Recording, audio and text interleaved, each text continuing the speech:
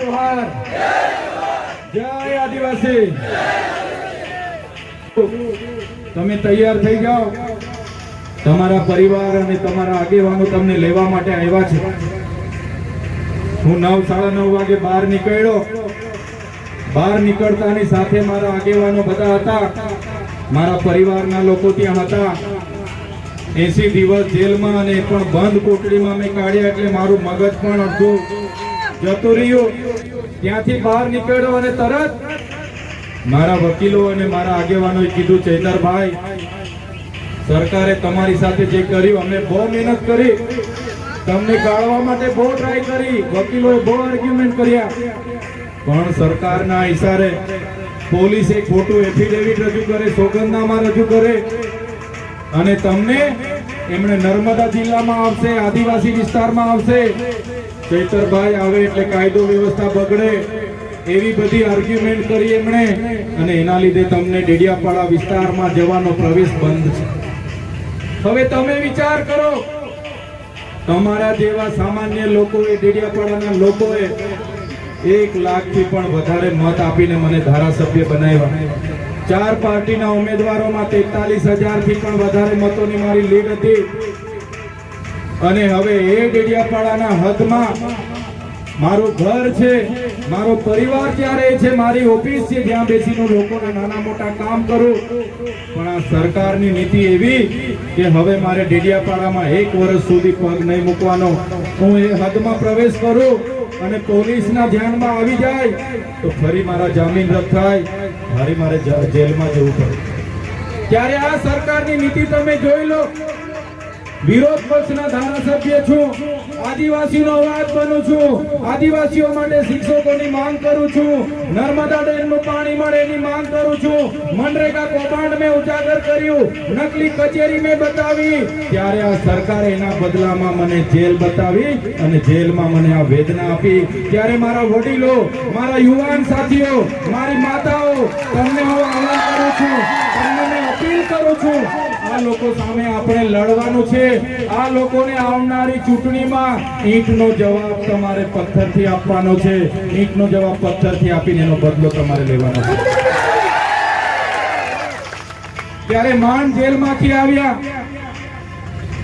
અને ત્યારે અમારે રાજપીપળા હું રહ્યો અને રાજપીપળાના બાજુના જુનારાજ ગામ સાંસદ મનસુખભાઈ વસાવાનું પોતાનું ગામ પોતે 7 ટર્મથી સાંસદ 30 વર્ષથી એમની સરકાર ત્યાંના લોકો મને મળવા આવ્યા એટલે કીધું ચૈતરભાઈ સ્ટેચ્યુ ઓફ યુનિટી થી આજુબાજુમાં અમારા ગામો છે અમારા ગામોનો ઇતિહાસ 500-700 વર્ષનો છે આજે પણ અમારે ત્યાં રોડ નથી અમારી જ્યારે કોઈ બેનની સગર્ભા હોય અને એને જ્યારે પ્રસૂતિની પીડા ઉપડે ડિલિવરી માટે અમારે લઈ જવું હોય ત્યારે 108 પણ અહીંયા નથી પહોંચતી અને એ દિવસે એ બેન કાં તો રસ્તે મરી જાય કાં તો બાળકનો રસ્તે મરણ થઈ જાય ત્યારે ત્યાંથી મેં થોડા દિવસ પછી 2 કે 3 દિવસ પછી મેં 14 અને 16 કિલોમીટર સુધી ચાલીને પદયાત્રા કરી ત્યારે ભાજપના કેટલાક નેતાઓએ કીધું આને ડેડિયાપાડામાંથી બહાર કાઢી દીધા છે હવે રાજપીપળા રહે છે અને રાજપીપળામાં કેવડિયા અને જુનારાજના લોકો માટે હવે લડવા લાગ્યા છે એમને હવે નર્મદામાંથી બહાર કાઢો ત્યારે નેતાઓને પણ મેં કહેવા માંગુ છું તમે મને ડેડિયાપાડાથી કાઢી નાખશો તમે મને નર્મદાથી પણ કઢાવી દેશો પણ આ ચૈતરભાઈ વસાવા અમારા લોકોના દિલોમાં રહે છે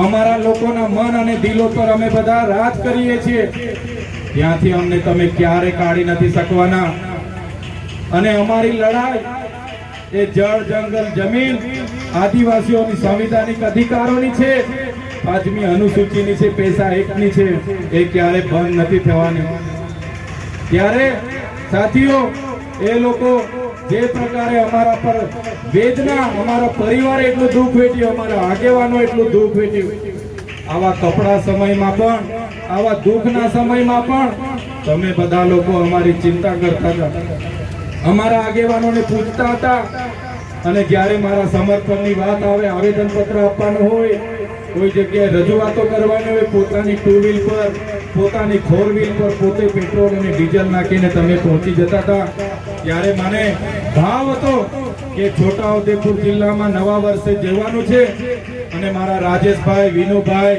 રાધિકાબેન રાઠવા અને બધાએ આગ્રહ કર્યો કે તમે આવો, અમારા યુવાનો, અમારા વડીલો તમને મળવા માંગે છે। ત્યારે મારા વડીલોના આશીર્વાદ લેવા, મારી માતા પિતાના, મારી માતાઓના આશીર્વાદ લેવા માટે જ આજે તમારી વચ્ચે હું ઉપસ્થિત થયો છું। અમારી ટીમ ખૂબ નાની છે। અમારા રાજેશભાઈ આજે અમારી સાથે જોડાયા છે। આ લોકો રાજેશભાઈનો ઇતિહાસ કાઢશે। રાજેશભાઈને પણ આવનારા દિવસોમાં હેરાન કરી શકે, વિનુભાઈને પણ કરી શકે, મને પણ કરી શકે। એમની 30 વર્ષની સરકાર છે, એમની પાસે પોલીસ છે, એમની પાસે ઈડી છે, એમની પાસે સીબીઆઈ છે, પણ અમારી પાસે તમારા જેવી ઈમાનદાર જનતા છે। અમે કોઈના બાપથી ડરવાના નથી। જ્યાં સુધી તમે અમારી સાથે છો ત્યાં સુધી અમારી પાસે હિંમત છે, તાકાત છે। અમે તમારો અવાજ ક્યારે દબાવવાની દઈએ, તમારા અધિકારોનો અવાજ આવનારા દિવસોમાં તાલુકા, જિલ્લા પંચાયતોમાં પણ ગુંજવાનો છે, આવનારા દિવસોમાં વિધાનસભાઓમાં પણ ગુંજવાનો છે। હું જેલમાં હતો, પછી છૂટીને આવ્યો, મારા મોબાઈલો પણ એ લોકોએ જમા લઈ લીધા। બાદમાં મેં મોબાઈલોમાં જોયું તો આ વિસ્તારના કેટલાક ધારાસભ્ય અને સાંસદો અને એક તો આ બાજુના મંત્રી એ જાહેર મંચ પરથી કહેતા હતા કે ચૈતર વસાવા તો ગયા, હવે 2 વર્ષ સિવાય બહાર ન અમે આવવા દઈએ, ચૂંટણીઓ પતી જશે છતાં એ બહાર ન આવવા દઈએ। પણ આજે અમારા સામાન્ય, આજે અમારા આદિવાસી વડીલોના, અમારી માતા બહેનોના આશીર્વાદથી અમે અહીંયા આવ્યા છે। ત્યારે એ નેતાઓને પણ કહેવા માંગુ છું, तुमको क्या लगता था, तुमको क्या लगता था नहीं लौटेंगे, गलत। जब तक तोड़ेंगे नहीं तब तक छोड़ेंगे नहीं। हमको क्या अंडू पंडू गंडू झंडू समझ के रखा है क्या? ये चैतर वसावा है, चैतर वसावा कभी झुकेगा नहीं। बस तुम्हारा आशीर्वाद हसे, તમારા હરેક મોરચામાં લડવા માટે આગેવાનો તૈયાર છે। તમે રાતે 12 વાગે કહેશો, રાજેશભાઈ એમની ટીમ 12 વાગે આવશે। તમે રાતે 2 વાગે કહેશો, વિનુભાઈ અને ટીમ રાતે 2 વાગે આવશે। હંમેશ માટે અમે લડવાના છે। પણ સાથીઓ, આવનારા દિવસોમાં જ્યારે ચૂંટણીઓ આવવાની છે, એમાં તમારામાંથી સારા સારા લોકોએ સત્તાનું સુકાન સંભાળવું પડશે અને સત્તા એમની પાસેથી આપણે ખોજીને એ સત્તા પર બેસીને એ લોકોને આપણે પાવર આપણો બતાવવો પડશે। એ લોકોને પાવર આપણે બતાવવો પડશે।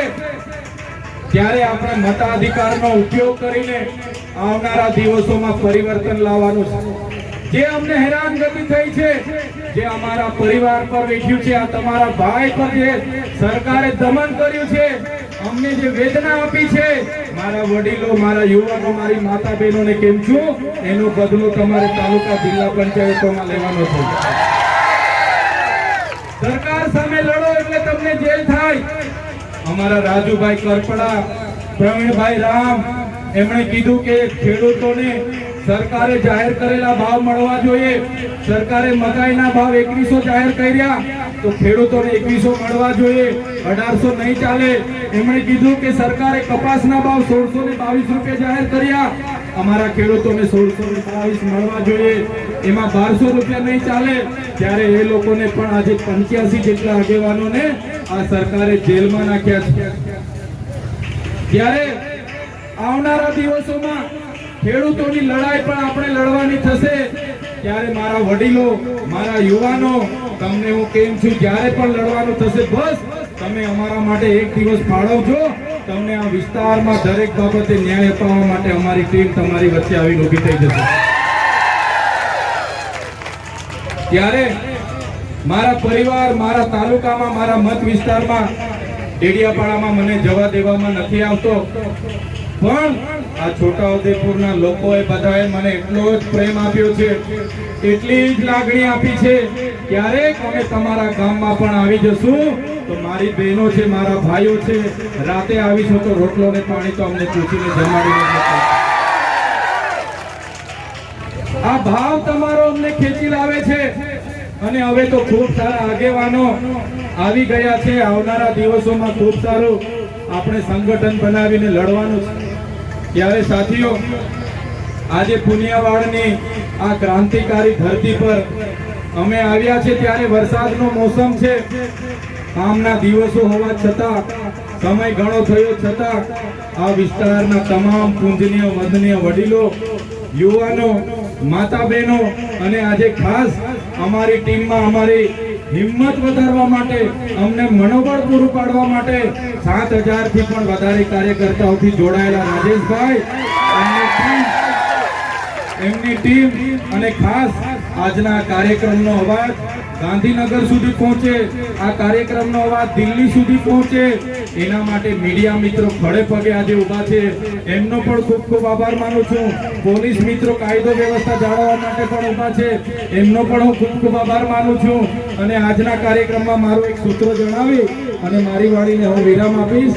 હું નામ બોલું, તમારે બધાએ પરિવર્તન પરિવર્તન એવું કહેવાનું છે. અને પરિવર્તનની ગૂંજ આજે પુનિયાવાડની પવિત્ર ધરતીથી આખા છોટાઉદેપુરમાં પહોંચાડવાની છે. એ જ વિનંતી સાથે તમારો બધાનો ખૂબ ખૂબ આભાર માનું છું. ધન્યવાદ. જય આદિવાસી, જય જવાન. છોટાઉદેપુર માંગે, છોટાઉદેપુર માંગે, જેતપુર માંગે, કવાંટ માંગે, કદવાલ માંગે, બોડેલી માંગે, સંખેડા માંગે, નસવાડી માંગે.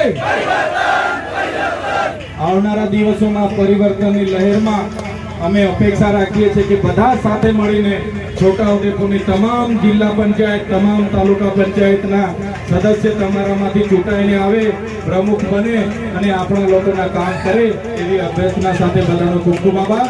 ધન્યવાદ. જય જોહાર, જય આદિવાસી.